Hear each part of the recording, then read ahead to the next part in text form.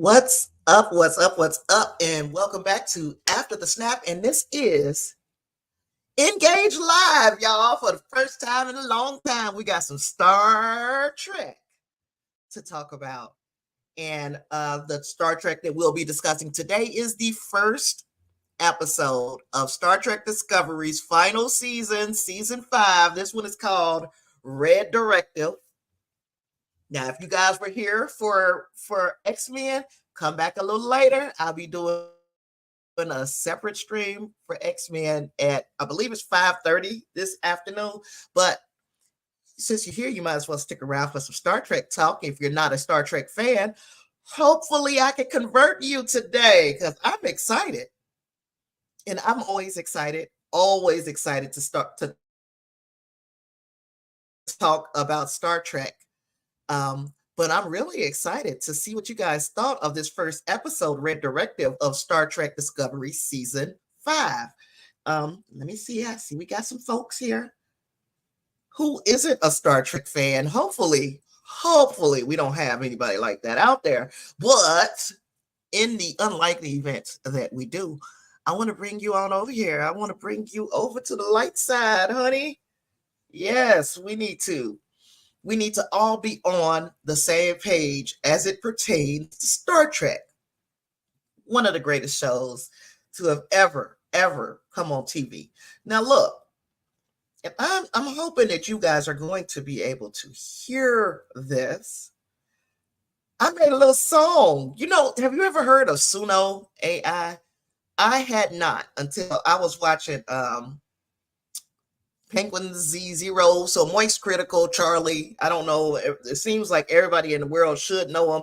He's got 15 million subscribers on YouTube. He's got something like 5 or 6 million on Twitch and then the other social medias. So somehow he ended up in my algorithm and I clicked on him and I liked Charlie because Charlie is not really out here trying to entertain no damn body. Charlie is just talking.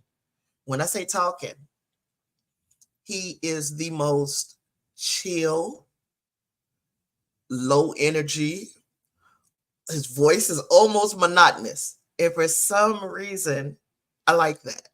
I like that about him. But anywho, he told me about Suno AI, and I made a song for Star Trek, specifically for this episode. So let me see if Emergency Awesome. No, I don't think he's Emergency Awesome. Is that the same guy?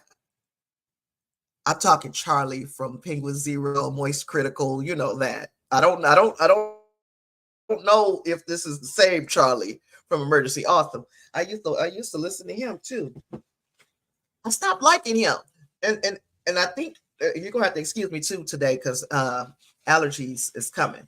So anyhow, uh, I used to like Charlie from Emergency Awesome, but I stopped liking it because he seemed real clickbaity. Yeah, he was just trying to get me to click on his ish and say some old crazy stuff in his titles and his thumbnails, and I'm like, dude, this ain't never ever about what you said it was about. So I stopped listening to him.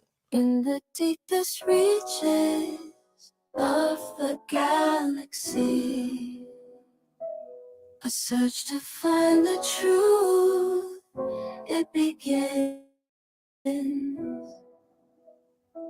A mystery that's been hidden for so long,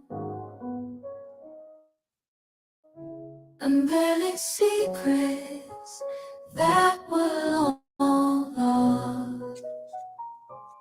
In the distant star system, the ancient ones left a clue, a hidden message waiting to be found, the key to unlock the secrets of our origin, a revelation that will shake the very core. In the chase for answers, we'll explore the secrets of the universe forevermore. Across the stars we'll roam and see the wonders of existence for all to believe. I know what y'all thinking. Y'all thinking, Tasha, why are you playing us this little love song? This was made by AI, and I specifically asked AI to make me a song about Star Trek The Next Generation's episode called The Chase. Now, if y'all don't know why that would be the prompt that I would use, you're in the wrong place because I'm about to spoil the ish out of this episode. But I thought to myself, they really and truly made a song that actually it's not perfect, of course, but it's really good. It's really good for AI, I thought. So you tell me what you thought of that song. I got a couple more, but I'm not gonna inundate you with all of my music. You know, I'm a record producer now. yeah, that was Zora's greatest hits. Zora got another one for y'all, and I'll play it in a minute. But right now is probably not the time to play it. And also, I don't have any fancy slides made today, y'all. You want to know why? Because I'm lazy and my nose been running and stuff. My eyes been running for 2 days. So I said, you know what? I'm not sitting at that computer and doing that. So today we're going to talk. We're going to talk about not both episodes. Because tomorrow we've got another stream set up for the second episode. But today's episode, Red Directive, Star Trek Discovery's premiere episode. Just right out the gates, my first initial thoughts is they did not waste any time getting into the action of this season. They dropped us in to a really, I guess, was supposed to be fun And I'm not saying that it wasn't fun, but okay, so we jumped into Star Trek Discovery season 5 with Burnham swag surfing on on a spacecraft that's about to go to warp. So the question then, or it was at warp, right? The question then became, why is she out here? How has she come to be riding on the outside of a ship? And then we go back 4 hours and we figure out that we are some months past the events of last season. So we're a few months in the future.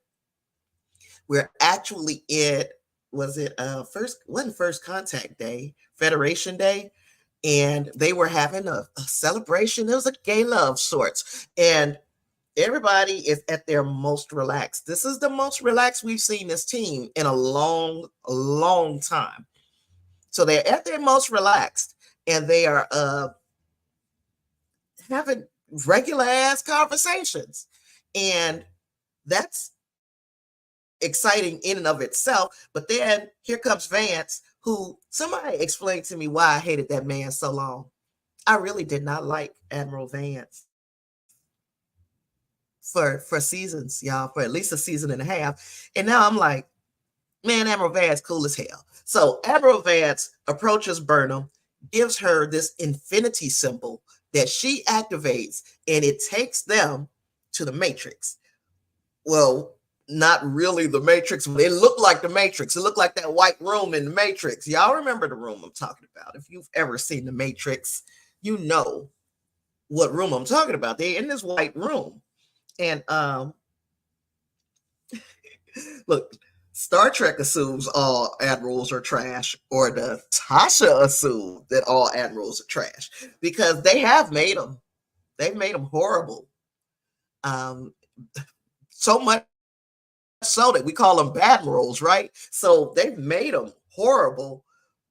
So I guess I came in with the preconceived notion that Admiral Vance was going to be a piece of garbage, but he really turned out to be a pretty chill dude, unless they pulled the rug out from up under us this season. But he's been really chill over especially from last season until now.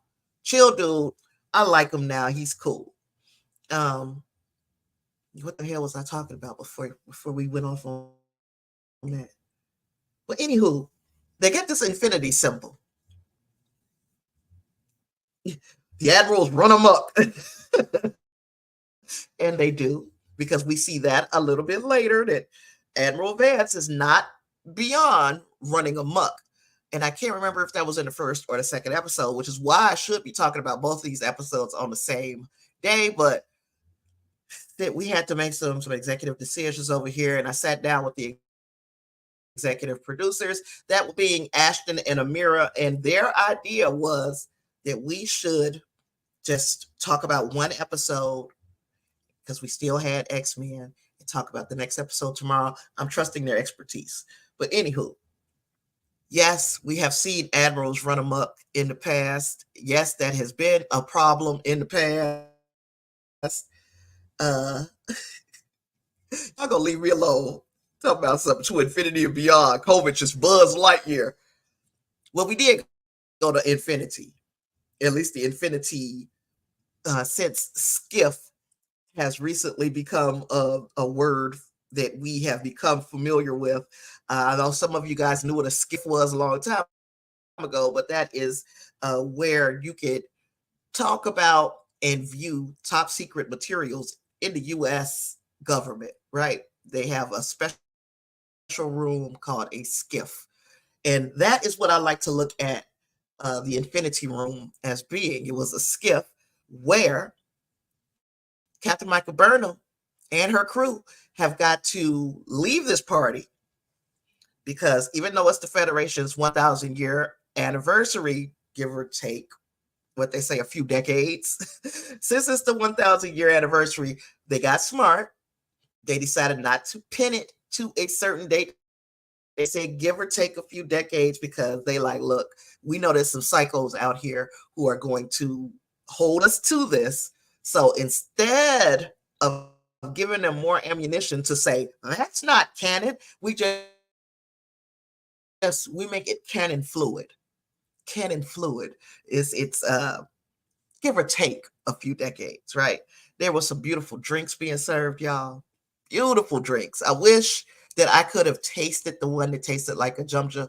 Uh, yes, but again, that's neither here nor there. We got a mission now, and our mission is to go to this ship, a Romulan ship that is 800 years old. It's on the edge of the beta quadrant, and not do it tomorrow, not do it next week. We need to do this now. We need to do it now.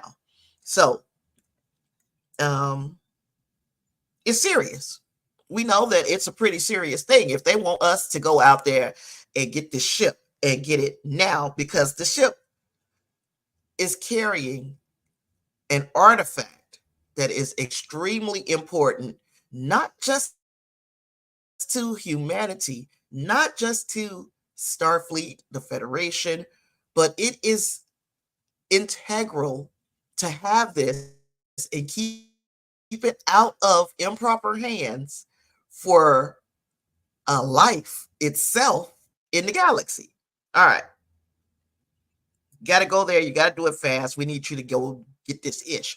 Except other people have found out about this ship, and other people are going out there to strip it of anything of value, like right now, immediately. And the other people that we're concerned about are Maul and Locke.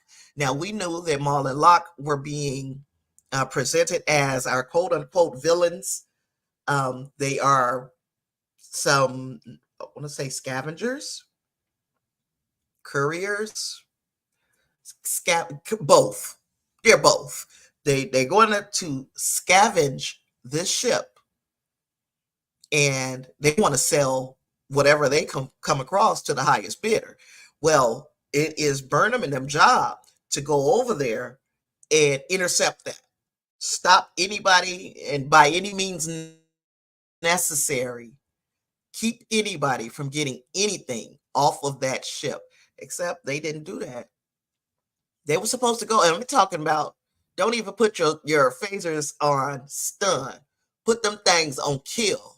We need you to stop anybody who's on that ship who wants to take something off. We need to make sure that we get the ship intact. All right. So it makes me think, because again, we know where this thing is going. It's leaning very heavily into a Star Trek TNG episode. But anywho, let's, before we even get there, Maul and Locke go someplace. Go to this ship. They get this vault open and they find a puzzle box, a Romulan puzzle box. We've seen these Romulan puzzle boxes before. I believe it was in Picard, may have been season 1. Correct me if I'm wrong, fellas, in the chat. Was it season 1 where we saw that puzzle box, and the puzzle box uh, introduction, or the introduction to this puzzle box, was in an episode called The Mystery? Was it called The Mystery Box? Y'all let me know, because I forgot.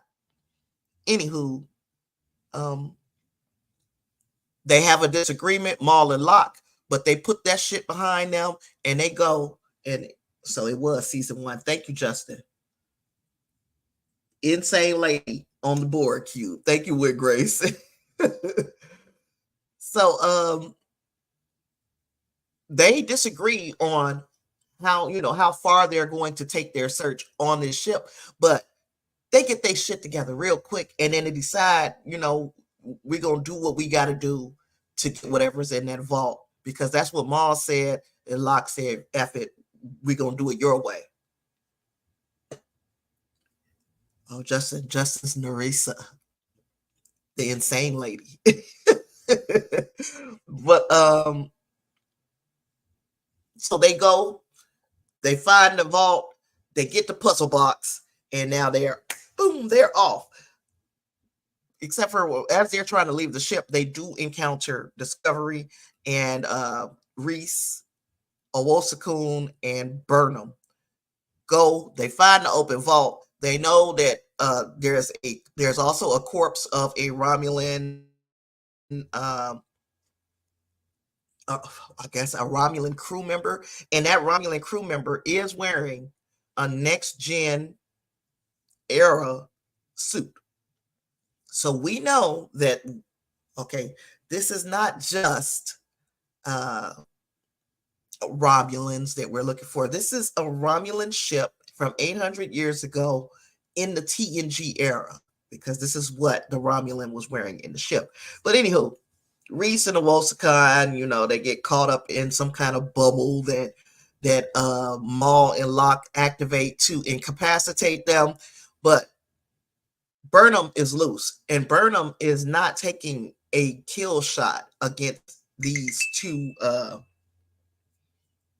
scavengers. She should have taken some kind of shot to stop them. But because she is not 100% privy to everything that's going on in this mission, she hesitates. She doesn't take a shot, right? So while we're talking about Owusakan and Reese, we saw Detmer as well. I don't think we saw Bryce. Remind me if I'm wrong. We saw Linus. We saw the other, for lack of a better way to describe him, the other black dude. We saw, I think his name is Chris. Basically, one of the things that I noticed they did a whole lot better is put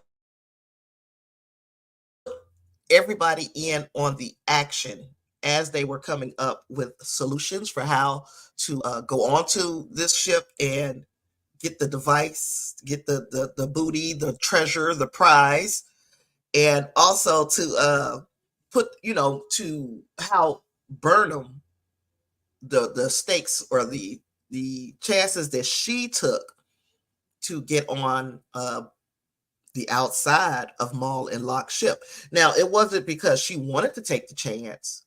It's because she was ejected out of the ship. Please explain to me how. I don't remember. They threw a bomb and she was ejected out of the ship. And that wristband that they wear is programmable matter. So the programmable matter protected her by making an EV suit. And she ends up out on space, but then she's like, oh, wait a minute. I see their ship. So she goes to their ship. She lands on it. Magnet. Yeah, they threw it. Okay, they threw a portal grenade. Thank you. So she ends up on the outside of their ship where she activates the magnetic abilities of this programmable matter, and now she is swag and surf. And watch this work is surf and swag. She is surfing and swagging on this ship. And it looked beautiful. It's very nice. All everything. Just the visuals are always up to par. But then this situation for me lasted a little long. It was like, okay, we swag surfing. We know you can't do this for too long out here on this ship and on the outside as the ship is going into warp. But then they get a little help from a friend, the Antares. Now, the Antares happens to be Raynor's ship. And we meet Raynor. And he's, you know what? He's a codger. He's from the old school. He's been around since the burn. And during the burn, they probably had to do some questionable things. And he's still in burn mode. She was a female Silver Surfer. Don't say that too loud. That's not going to age well at all, because people mad about the Silver Surfer thing, but we'll talk about that more when we get on the Marvel side of things with X-Men 97. But yeah, so she's Silver Surfing. We got Rainer, who is used to doing things kind of a different way. Well, you know what, Justin? We can bring up the burn now because it looks like they're trying to give us a little bit of not maybe no backstory, but to give us an indication of what it was like during the burn, because that's why Rainer is a loose cannon. It's because there was no hierarchy, there was no system of governance in the Federation because they couldn't get to all the people that were part of the Federation. So at some point, those people started doing desperate things because they were in desperate times. And that I don't think that Rainer is out of those times yet. I honestly believe that he is still living in the times of desperation and he's doing things his way. I wondered how I was going to feel about him. I wondered how I was going to feel. And when we met him, I was like, I don't know how I feel about him. I didn't know if I liked him or if I didn't like him. But towards the end of the episode, I was like, okay, do I not like him because he's giving some pushback to our major characters and we have grown used to the characters on Discovery kind of falling in line with each other ever since, like, it seems like the first season after Michael did her thing in the mutiny, the mutiny, we can talk about it. It seems like after that the team just got closer and closer and closer until the point where they are just like moving parts of the same unit. You get what I'm saying? So they're all about the same goal. And even though Rainer is about the same goal as the crew of Discovery, his ways of getting to that goal are far more ruthless, it seems, to them, or not even ruthless. He's willing to take chances that they're not. And that was something that I enjoyed about that. Mystery ship escapes because this ship was going. Rainer had his tractor beam on it, and he was going to hold on until it tore apart. But if it tore apart, it was going to destroy his ship. It was going to destroy. It was going to destroy Burnham, of course. Uh, Anywho, they got off the ship. Yay. I mean, they let go of the ship. Yay. Their family, our family.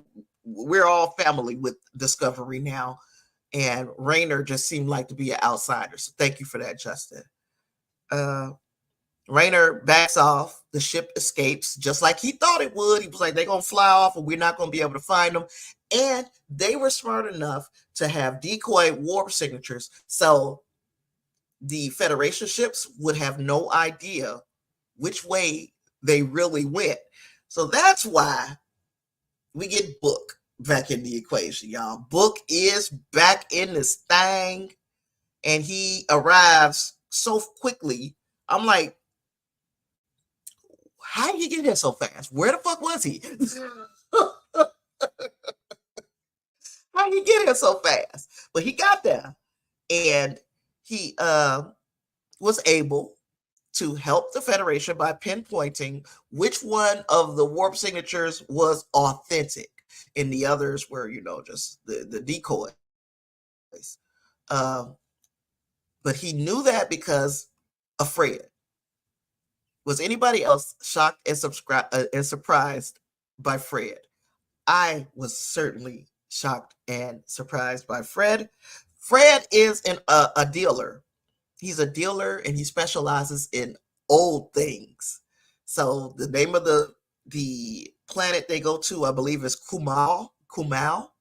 They go to Kumal and they meet up with Fred, who turns out to be an old thing. He is a synthezoid or an android.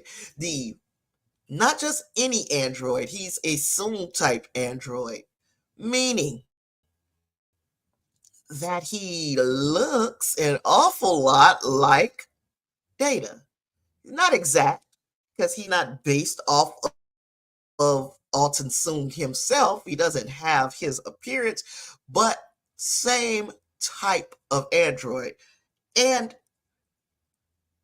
this is one, of course, I'm cool with it because oh, you had Fred spoiled for you. I'm so glad I stayed away from spoilers. I am so glad. But anyway,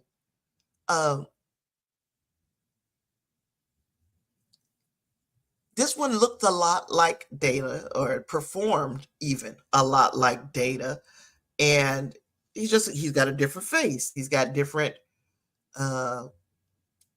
mannerisms. So he was brought around probably during the Soong era, but it's just like nature over nurture. Data became one thing in the Federation and in Starfleet. Fred became something else entirely. So Fred likes to buy old things, and Fred saw that puzzle box along with the self-sealing stem bolts, and he was interested. But when he saw that puzzle box, he got to work, boop, doing the whole Rubik's Cube thing, pops that thing open, and there's a book inside. Now, inside the book, and I ain't talking about Cleveland Booker, I'm talking about a real, actual book. A whole book, y'all. So book inside. He opens this book, and with his speed reading, the way we've seen Data do many times before, he done read through this entire book, and he's like, oh, no, you can't get this back. Now, in that little moment, I enjoyed Fred. I liked him quite a bit. But Fred is dead, y'all. Fred is gone. He gone. And the reason why he's gone. Rainer reminds you of Daniel Craig. I got to think about that. Yeah, maybe a little bit. He does. Yeah. Think about that. So he read through the book. Something in that book said, don't get his stuff back to these scavengers, these couriers, these people. Don't give it back. And Maul and Locke, again, proved that they are willing to do whatever it takes to get their way as far as being, in the business that they're in. They kill Fred. They just shoot him. They shoot him dead. Now he's drop dead Fred. Unless, as Gwen Gray says over here, is he dead? He could be reactivated. They have already extrapolated information out of his positronic brain, right? They've already learned what it was that he saw in one of his final moments. So it is very possible that especially because Stamets is looking for a new legacy now that the spore drive, because we didn't even talk about that. So the spore drive is being shut down. Discovery is going to be the only ship in the fleet with a spore drive. The rest of the ships, when they build them new, are going to be like the Voyager J. And I forgot what they call it. Somebody remember some kind of new pathway drive or something. So they're doing something entirely different. They're going a different direction. The Discovery is going to be the one of its kind. It's always been one of its kind, and it's going to continue to be one of its kind. But Stamets is feeling like, well, damn, that's what I had to offer Starfleet, and now my legacy is basically ending with Discovery.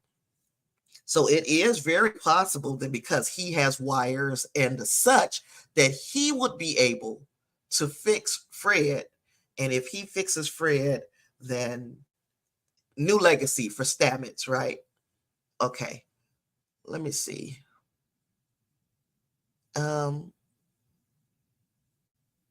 Yeah, he opened the box, speeds read the notebook, gets killed by Maul and Locke, or gets let's call it incapacitated for now, until we know for sure that Fred is dead.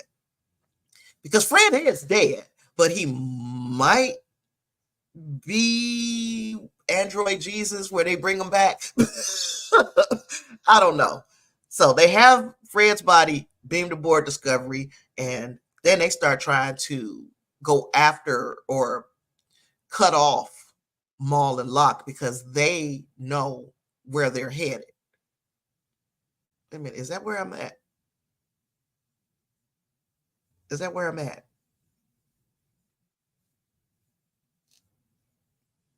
While I'm trying to figure out where I'm at.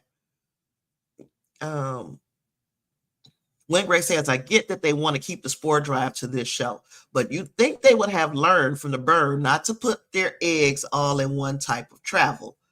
A small fleet of spore ships seem logical. And I agree. I agree, especially since we are again post-burn society now. You would think that they would be trying to protect their ability to move throughout the galaxy where something like that happened to happen again. And Discovery could very well get destroyed at any time. So they should have an alternate faster than light travel, at least an alternate choice. Okay, so Discovery. I talked about Fred Protostar Protostar Drive. I talked about where was I now? I have lost my place. I talked about them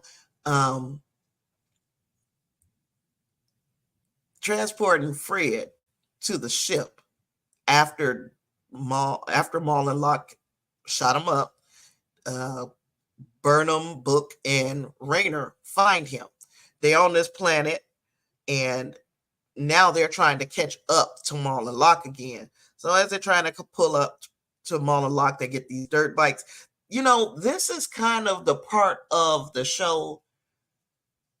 Again, it was exciting, but was it really? There was a lot of conversation going on in this exciting part, and the conversation was expository. It was just to keep the plot moving along without showing us anything. That we're just talking about shit. But one of the things that happens is Maul and Locke decide we getting in our ship and we're taking off. Rayner says we could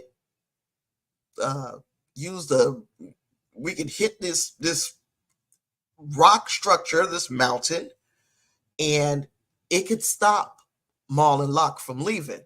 But it would also present an opportunity for an avalanche that would also destroy the whole settlement of people that was staying out there. So then, people are having questions, or I guess ethical questions within that moment about, is it worth it? Is whatever it is they have, is it worth killing all of these people in this settlement, or is there another way to get them?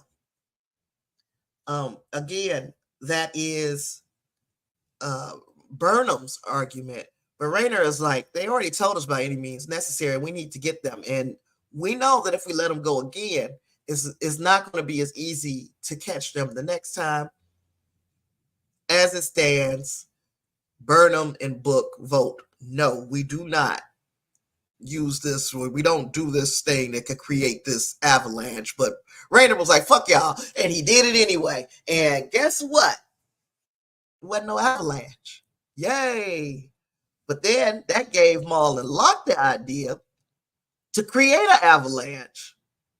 Because Maul and Locke is about that business. They're about that work. They are 10 toes down. They are like, we don't care who you are. You get in our way, it's us against the world. And if you want to be part of the world, so be it, so be it. And that's exactly what happened. They created this avalanche.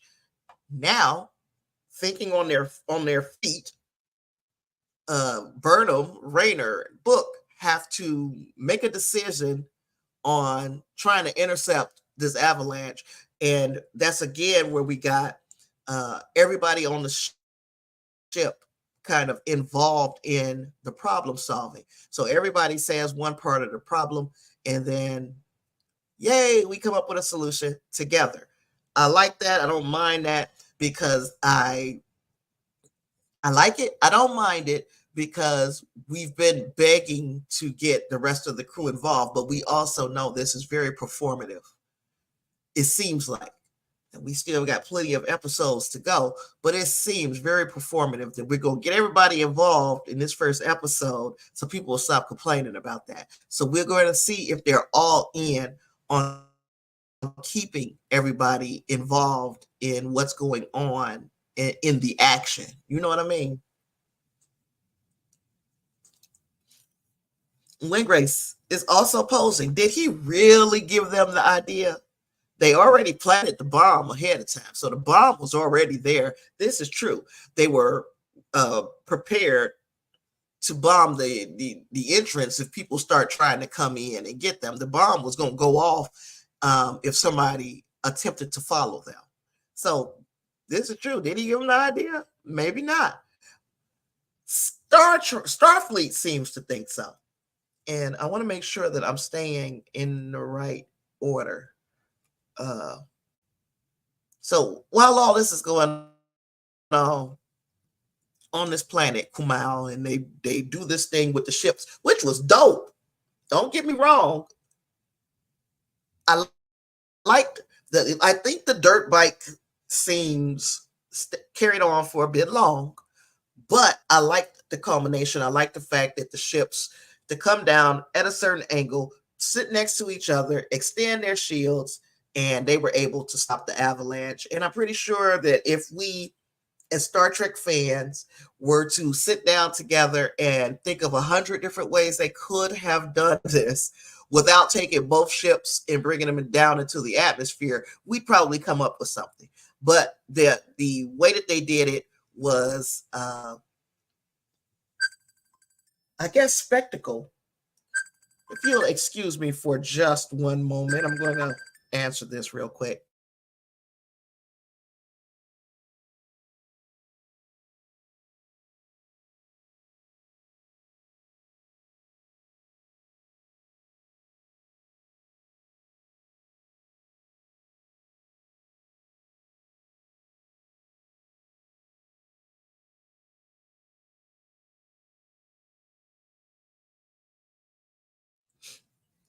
Okay, I'm back.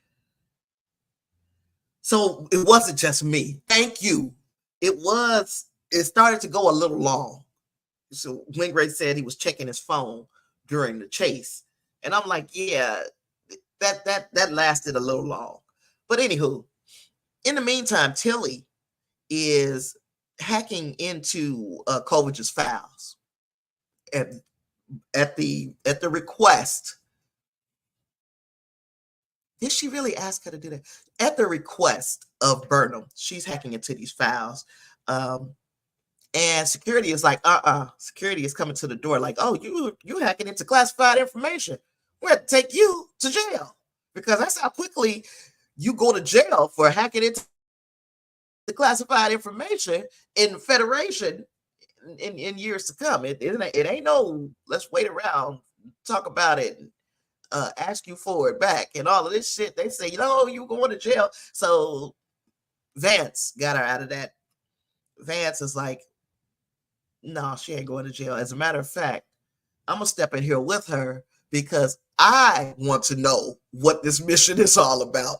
So Vance is tired of being, out of the loop. So they come up together with what could potentially be why this artifact is so important. And that is this personal log of this Romulan. And the Romulan's name was Dr. Felic. And a lot of his stuff is all choppy and broken up. But from what we can ascertain, in the shadow of the twin moons is something that we hear We also know that the notebook is giving, I guess, some hints about a twin moon as well. So Burnham recognizes the twin moon. That is, let me see. She goes and she hollers at Kovich. She's like, man, I know, you look, you can go ahead on and tell us, read me in to what is going on, because I happen to know the next stop on this treasure hunt, and it's a stop that they don't know that we know. So we need to get there first. And Kovich is like, well, okay, I'll tell you. So he tells her that Dr. Velik was a member of a Romulan delegation that was in the TNG era. And we have seen this played out in TNG on an episode called The Chase. And it explains why dang near everybody in Star Trek are humanoid. Basically, a progenitor race seeded the galaxy with genetic material, I guess, and it connects everybody, every humanoid species, all the humanoid species, all the humanoid life in that galaxy were seeded by the progenitor race. We saw that in The Chase.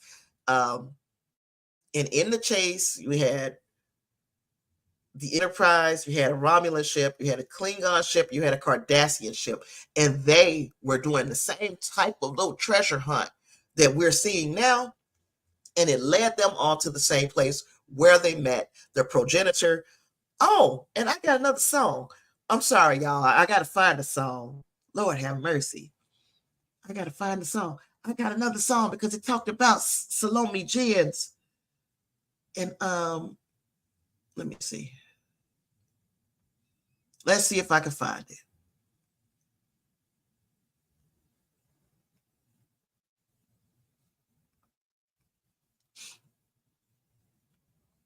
I don't know if that's the.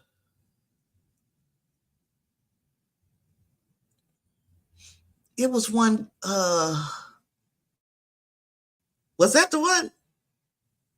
Let me see.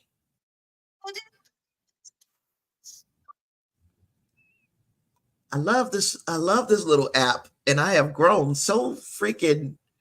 Let's see. I've come to love the little app that, or the website, or whatever we're calling this Suno crap.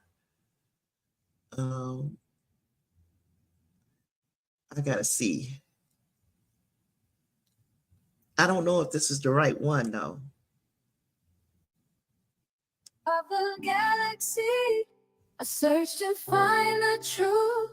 It begins, a mystery that's been hidden for so long, unveiling secrets that were long lost in a distant star system.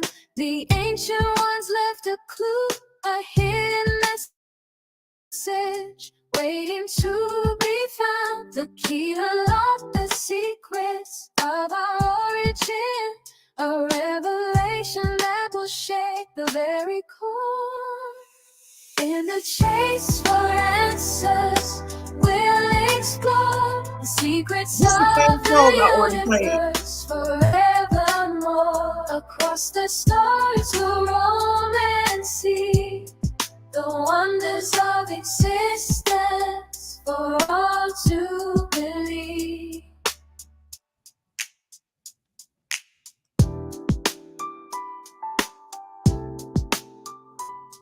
I don't know if this is.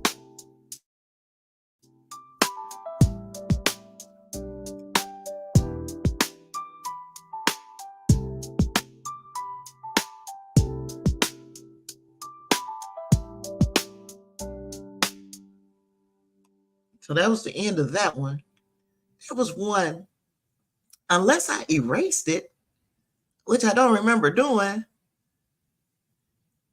Salamagans, the one who breaks the mold. Infinite transformation she unfolds. Star Trek's progenitor force to behold. And as the female changes, she takes control. With the flick of a wrist, she changes her face, mimicking any species, any race. A master of the sky, she'll leave no trace. Salamagans, the queen of interstellar space. Salamagans, the changer of force.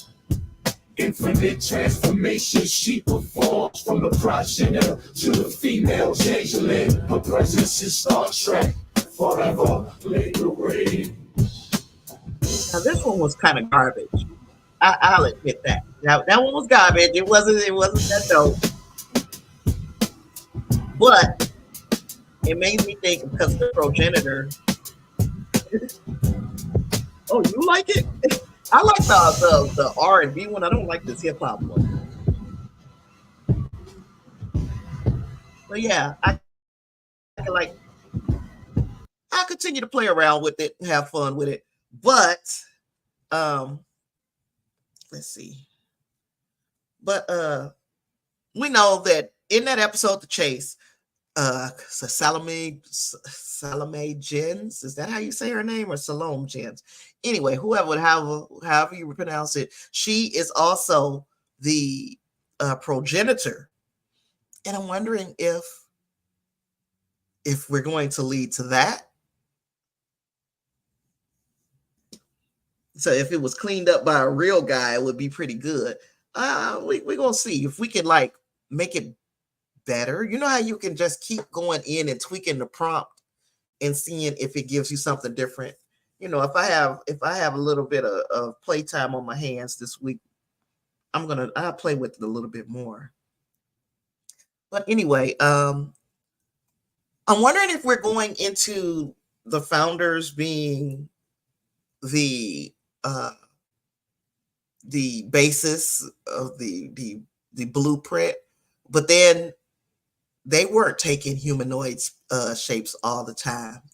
So again, it still takes me back to the Iconians, and it gives me a feeling that we're going to see some Iconian stuff going on in the season. Let's hope I'm right, because there's a long time that we got some Iconians fleshing out in Alpha Canon. Let me see. So Kovich tells us, hey, and Justice said the R&B was great. The other was okay. We're gonna continue to play with it, because I might come back later on with something about the X-Men. We're gonna see. So we saw some new imagery in the opening credits, which included the twin moons. We saw that. We saw a gear. We saw the Infinity Room device. We saw Maul and Lock ship, and another field of kind of shapes.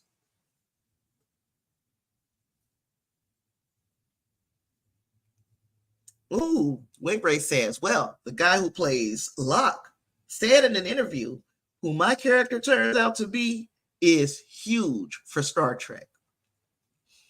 And I'm very interested in who he ends up being, because I don't particularly recognize him. He looks a little bit like a little bit of everybody.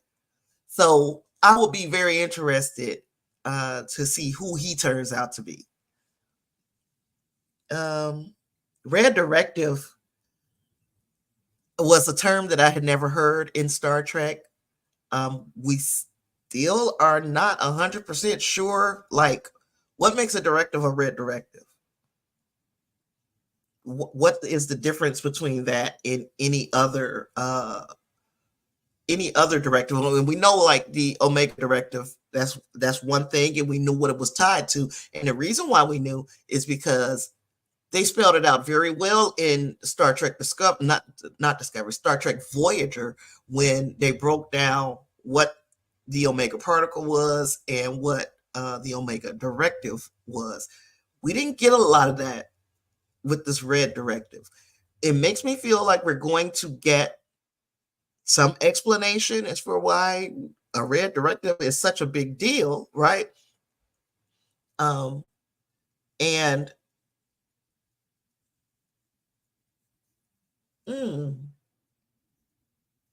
he does. Okay, he looks like a cross between Crawl from Star Trek Behind. I mean, I'm sorry, from Star Trek Beyond and Loz from DS9. And yeah, he does. So is he? Ooh, we gonna have to like just play with the possibilities, and the potentialities are endless when you start bringing in Beyond and Loz from DS9. Yes, he does. Um, So yeah, I feel like we need to get more information on what a red directive is in the event that we do hear of it again.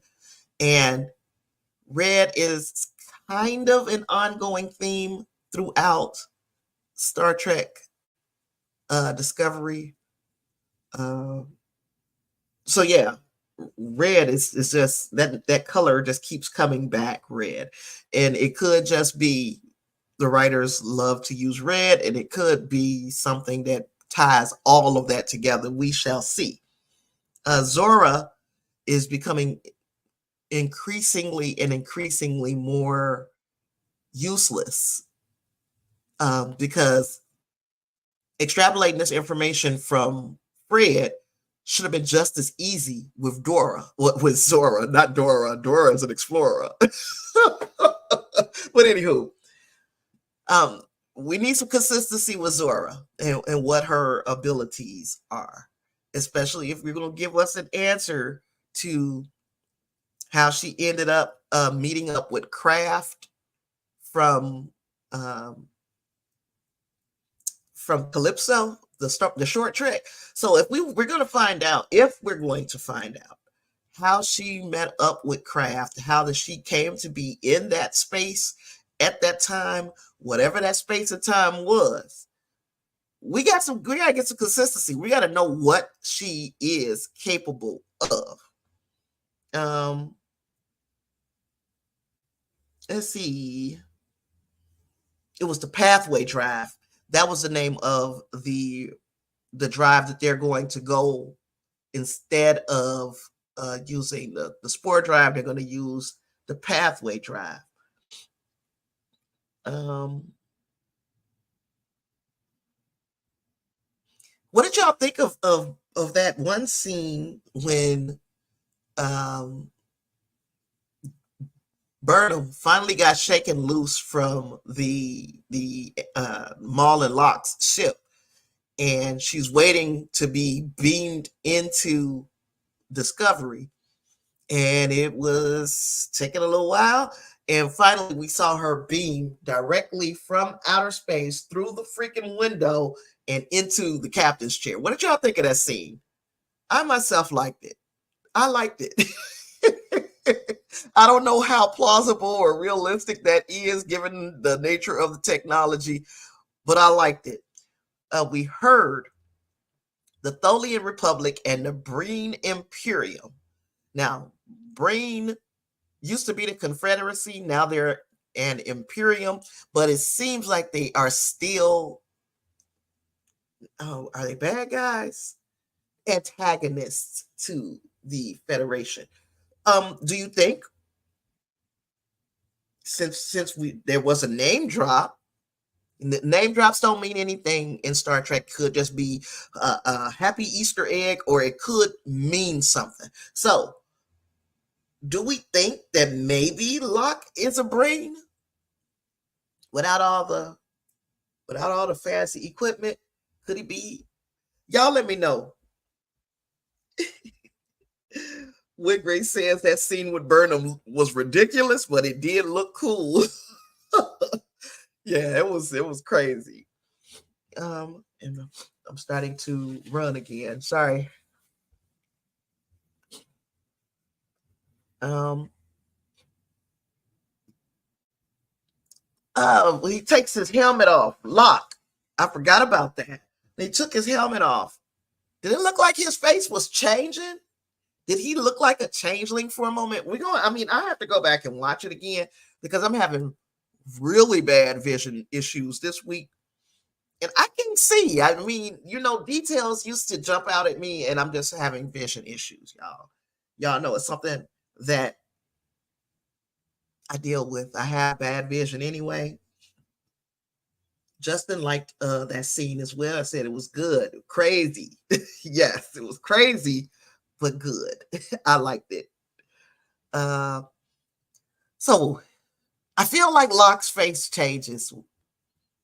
And if it does, what is that telling us about him?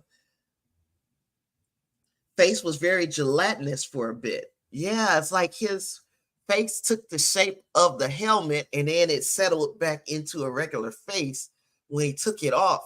So is it like he's not a changeling, because that's not how changelings work. But what would he be where his face took the shape of that helmet?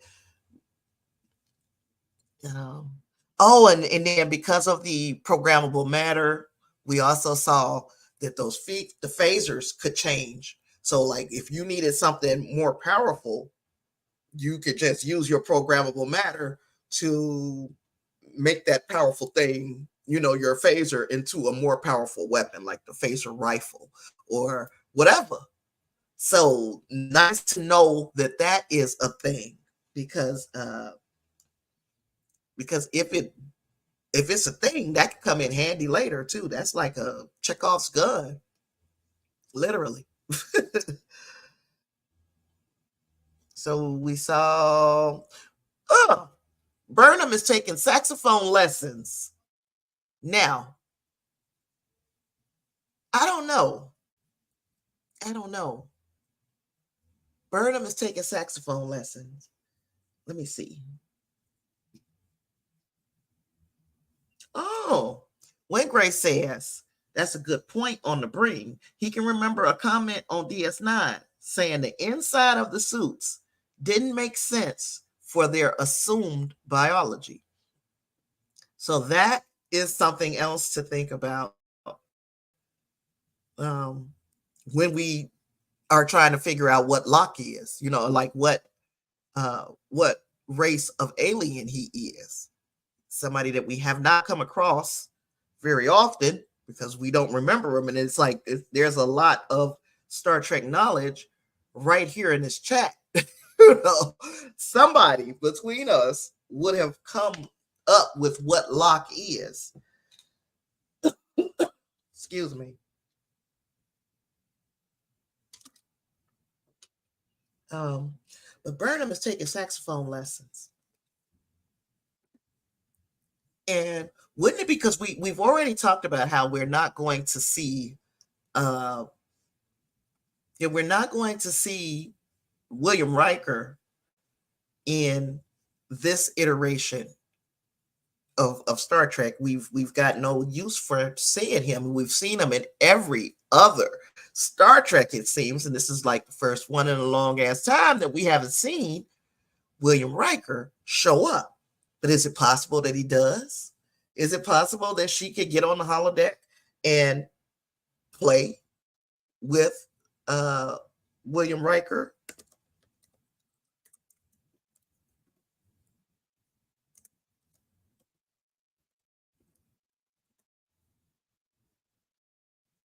He played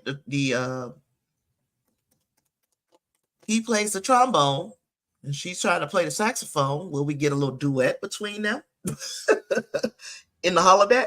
That would be cool, because it would be something that would make sense, given that we are spending a lot of time in the Star Trek Next Generation little era, where this whole concept of the mystery box that we're after this year is taken directly from TNG. She would have to kind of immerse herself in that era's knowledge, and maybe she learns about William Riker and decides that, you know what, I think it would be cool to just sit down and play a piece with him.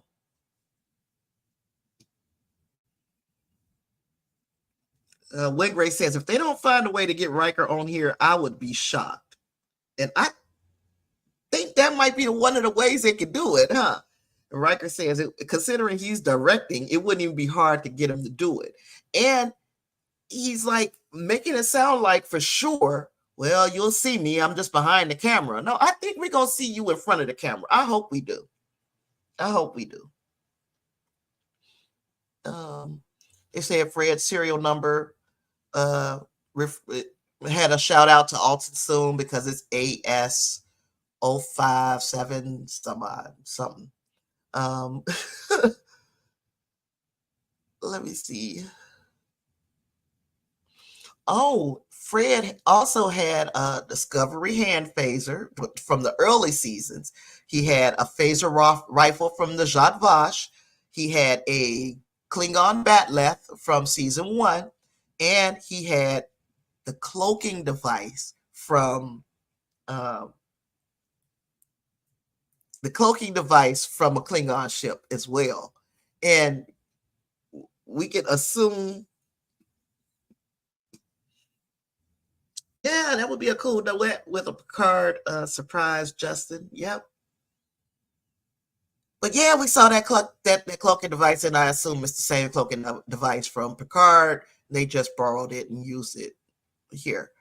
But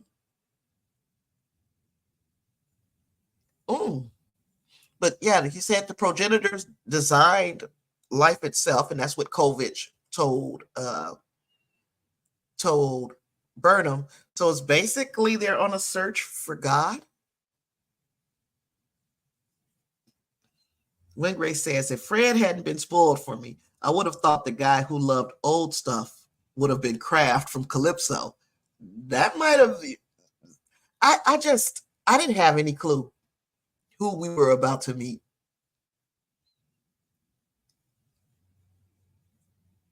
He was an archaeologist at heart. Oh, now look. I would have never dreamed or imagined that Fred would have been taking the name from Fred Astaire following his romance with Calypso. So that is why Wingray thought that Fred might have been Kraft. That would have been some good putting together. I didn't have no clue. I was just along for the ride. I wasn't even thinking about who Fred could potentially be. And when we saw the Data look-alike, I was pleasantly surprised. So that's it. That's all I got. How could I forget? Saru and Tarina was getting married, y'all. They getting married. Now, I had already assumed that we would see something like that, unless somebody don't make it out of the season alive. I already assumed that we would see them get married, or that someone even said maybe they would enter the season married. But I like the fact that we might see them get married. That would be cool to me, because they have taken a sweet buttermilk time building this relationship. I also liked to see Tilly kind of digging on that guy. I don't remember his name, if he had a name, that was at the party, and he walked her back to her quarters, and they get to her quarters. She got hot. So I'm thinking, that was cool that she, has somebody, and we might see sparks fly between those two. There's no telling, right? There's no telling. But I enjoyed that as well.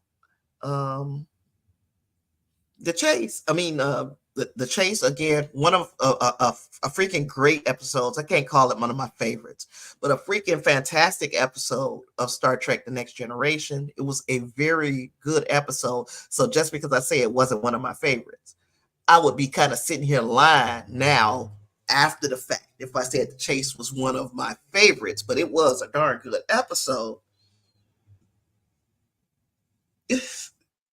Drunk on the bed, Tilly gave Wingrace Melissa McCarthy vibes. Yeah, she was drunk in love. But yeah, I liked Tilly.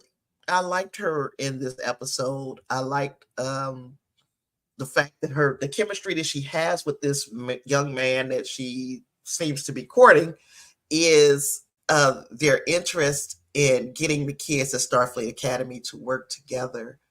Um, because it's letting us know that there's potential for her and for this young man to show up in the Academy show. And we've already at least speculated that we would see Tilly in the Star Trek Academy show, but they might be backdoor allowing us to meet some of the other players in the show as well. And I like that. That's great minds think alike, because I was just saying that. I say, never mind, you went there. We're thinking alike with Grace. So yes, I'm ready for Saru and Tarina to get married. I'm ready to see where this chase ends and how they make it make sense. And I'm pretty sure they're going to do a darn good job with it. Rayner, I'm not going to discuss because we're going to talk about him more tomorrow. But I will say that given the introduction in this first episode, I was just ambivalent towards Rayner. It was like, he's here, he's different. I don't know if I like him or if I dislike him. I just ambivalent, middle of the road, neutral. According to the chat, we might get a little bit more Fred, which would potentially make me happy. That would make me happy if we got more Fred. But what I really want is to see more of the faces that we have seen and we didn't really get to know. So our Reese's, our I think his name is Chris. Again, I don't even know his name. The black dude. Linus. We got some of him in here. You know, we need to see more of them. We also know that Adira,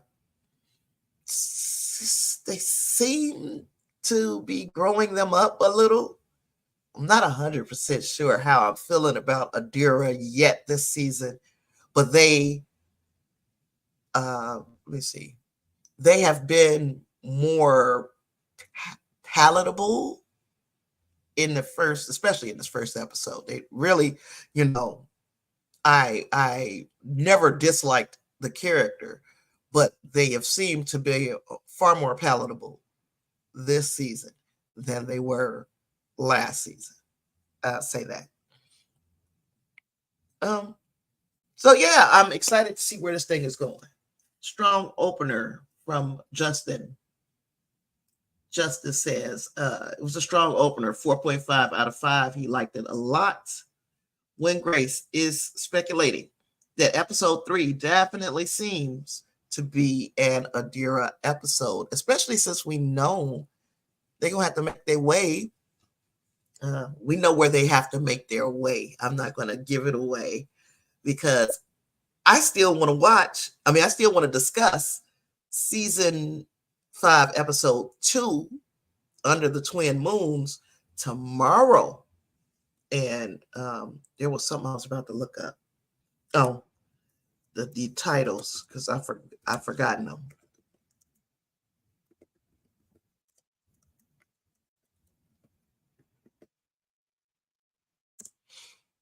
Let's see.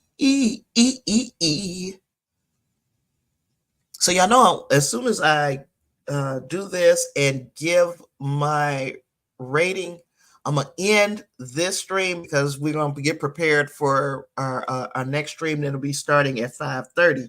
But we got a couple minutes here. I just want to look at these seasons: Red Directive, Under the Twin Moons, and the third episode is called Janal. So then we have Face the Strange, Mirrors, Whistle Speak, Eriga, Labyrinths, Lagrange Point, and life itself. And life itself. Didn't I just say those words? Yeah, that's what Kovic said to Burnham. He said the progenitors seeded the galaxy with life itself. And then the last episode is called Life Itself. So that is, and that's all the way in May. And yeah, they seemed so yeah, Adira seemed very comfortable in who they are right now. And I agree. Um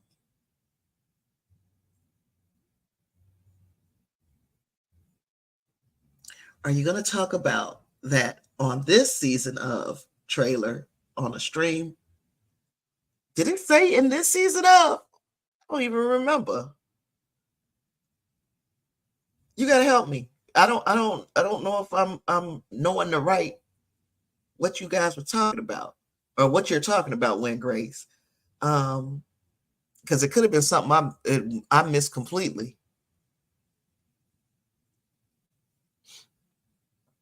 Because if it is something that I need to see it before next episode, before tomorrow's episode, so that I can incorporate it. Because I don't think I've seen it, and I've been sucking at keeping up with stuff because of, I keep my head in these babies. These babies, let me tell you, Ashton is now, and he might be late. I don't know if he's late or not, but he's now getting off of beds and stuff like that. He can get down on his own, off the couch and all of this. And it's like surprising me the places that he's turning up here lately. But I also have to be so concerned about Amira because she wants to follow him. So Ashton knows that I got to back off the bed slow and I got to lower myself until my feet touch the floor. And then I can let go of the bed and I'm all good.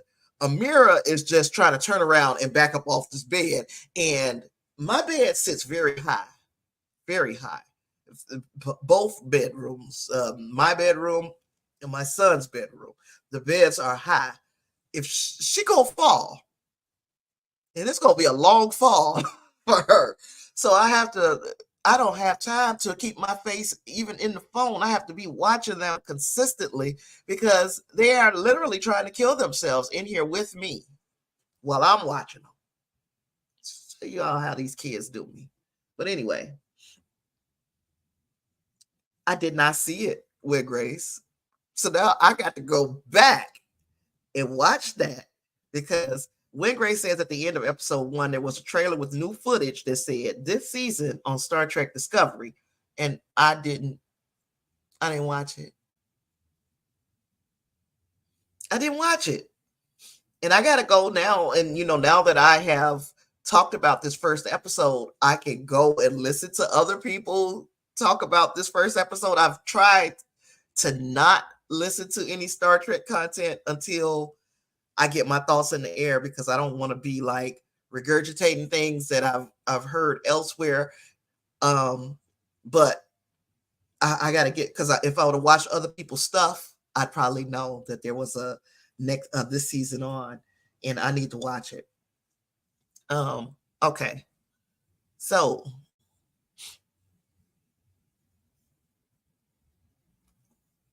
what else? Oh, I gotta give y'all my my review before I dip on up out of here for the first part, and we'll be back for X-Men 97. If you're watching X-Men 97, join us as we discuss X-Men 97 in the next stream that's starting at 5:30. So my review for season 5, episode 1 was, even though there were some parts that dragged on a little long, namely the sand speeder thingies, I enjoyed the episode. I feel like it was a fantastic start to season 5. It is a different start than what we have become used to with Discovery, meaning that we know what we're chasing after. We're not waiting half a season to get that. We're seeing the crew be involved. We're not wondering who these people are on the bridge. We're getting some idea of who they are and what they bring to the table, even though I still think that might be performative. We're going to wait and see. And we got introduced to a new character and another character that we need more information on is Kovich. But okay, it seems that we'll get more information on Kovich and what exactly he is in the Federation. But we also get Raynor, and again, didn't know how to feel about him. But by the end of by the end of episode 1, I still didn't know how I felt about him. It's just like, I don't hate him. Didn't like him either. He's just a guy, right? So, with all of those things in mind, the way I felt about season 5, episode 1 is that it is as close to the early seasons of Star Trek Discovery as we've gotten in a couple of seasons. And I'll give it about a 4.25. 4.25 wasn't perfect, wasn't hideous. It is a very solid start to the final season. And I can't wait to talk to you all tomorrow about what I thought about Under the Twin Moons, the second episode of Star Trek Discovery. Hey there, Norman. Long time no see. So yeah, that's all I got. You would come up at the end, Norman. I'm ending early because I have to do another stream today. That one is going to be about X-Men 97. If you want to join us at 5:30, I will be back here. Yeah, Justin, they didn't play around with us this time. They jumped right in. They said this particular season, you're going to know at least part of the mystery, because we still got the bigger mystery. It's like, who this chase is going to lead us to. Are we going to be led to the progenitors? And if we are led to the progenitors, who will they turn out to be? Or is it going to lead us to something else? Again, I think that we are going to see something special. I hope so. But I'm not going to I ain't gonna jinx it. I'm telling you, this first episode was solid. If you haven't watched it, watch it. If you have watched it, stick around with us for the rest of the season while we go through this journey together and figure out what exactly is going to, what is this leading to? Y'all got any questions, comments, concerns outside of what you've already shared? Because gosh, we got right into it. We hit the ground running just like Star Trek Discovery, and we got done with 7 minutes to spare because I had an hour and a half set aside for this stream, and then I'm going to have to get prepared for stream number 2. So hopefully you guys will join me in stream number 2. I have truly enjoyed sitting here and chatting with you, and I put up the wrong. I was supposed to have this there that whole time, and I didn't.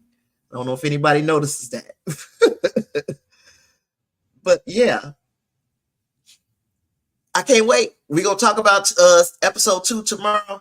With all that being said, I've got nothing else. By the way, Wingrace, Justin, are they doing the ready room? Was there a ready room for these episodes? Let me know, because if there was a ready room, I missed it. All right. But other than that, I've got nothing else. I will see everybody who chooses to join me later on for X-Men 97. Come on back at 5:30. Everybody else, hopefully I'll see you tomorrow at 5. Was it 5:30 or 5 o'clock? I can't remember, but hopefully I see you tomorrow for episode 2, because there's so much more to say. And once we get into episode 2, then Speculation Nation can go crazy. We can just go crazy. Take care. See ya. Live long and prosper. Peace. I'll see you guys later. Bye.